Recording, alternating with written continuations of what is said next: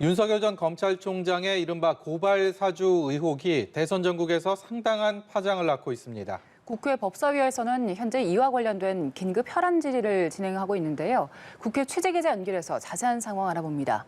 박주롱 기자. 네, 법사위는 오후 2시 반에 개의했습니다. 그런데 시작부터 여야 의원들의 의사진행 발언이 이어지면서 이 박범계 법무장관을 상대로 한 본격적인 현안 질의는 이뤄지지 못한 상태에서 현재 법사위가 정회했습니다. 국민의힘 의원들은 고발 사주 의혹이 긴급 현안 질의까지 해야 할 사안이냐며 강하게 반발했는데요.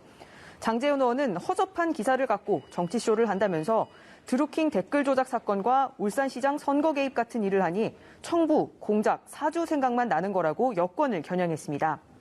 이에 맞서 민주당은 이번 의혹 제기를 찌라시성이라고 평가절하하는 건 적절치 않다고 반박했습니다. 검사 출신인 소병철 의원은 윤석열 전 총장의 총선 개입, 건풍 시도 사건이 정확하다면서 이 사안을 법사위에서 다루지 않는 건 직무유기라고 했습니다. 고발 사주 의혹의 핵심은 윤 전 총장 측근인 손준성 검사가 국민의힘 김웅 의원에게 실제 고발장을 건넸는지, 이 과정에 윤 전 총장이 관여했는지 여부입니다.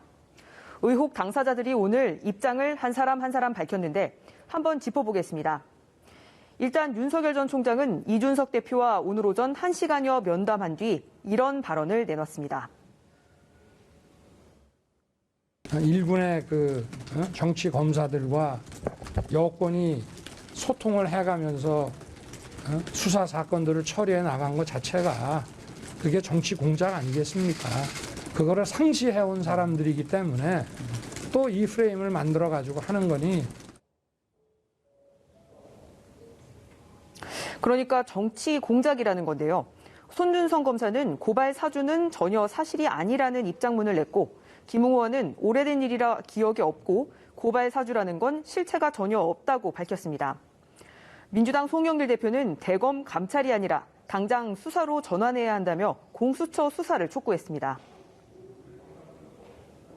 검찰과 야당의 공모 결탁 가능성이 더욱 분명해지고 있는 셈입니다. 1분 1초가 다급합니다. 신속한 수사 착수에 나서줄 것을 검찰과 공수처 관계기관에 강력히 촉구하는 바입니다. 네, 국민의힘은 일단 자체 검증을 통한 정면 돌파로 방향을 잡아가는 분위기입니다.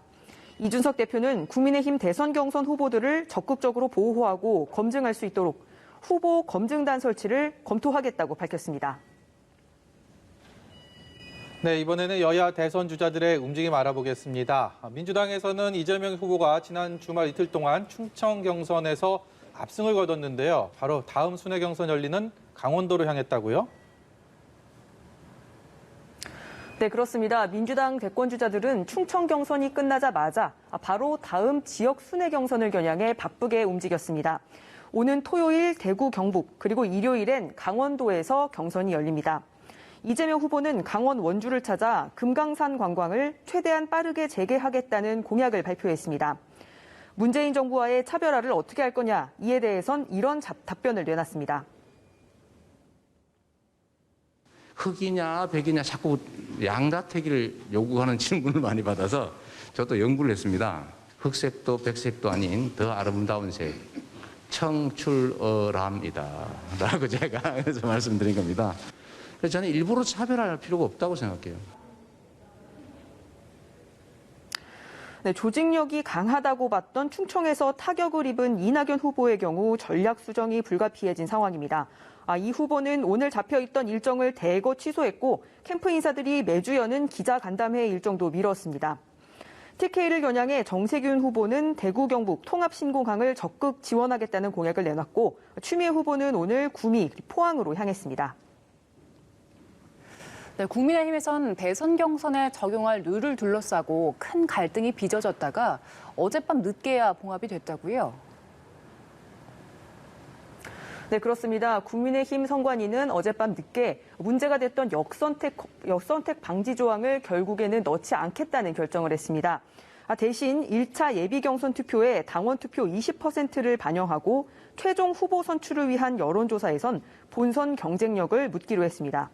주요 후보들은 모두 이 결정을 수용하겠다는 입장을 냈습니다. 이 뇌관인 역선택 방지 조항을 빼면서 갈등을 봉합했지만 본선 경쟁력을 묻는 여론조사 단계에서 디테일을 놓고 갈등이 다시 심화할 가능성도 있습니다. 홍준표 후보는 오늘 강원도에서 일정을 소화했고요. 원희룡 후보는 자산이 5조 원 이상인 대기업의 고용 연계형 직무, 직업교육 훈련을 의무화하겠다는 일자리 공약을 국회에서 발표했습니다. 지금까지 국회에서 전해드렸습니다.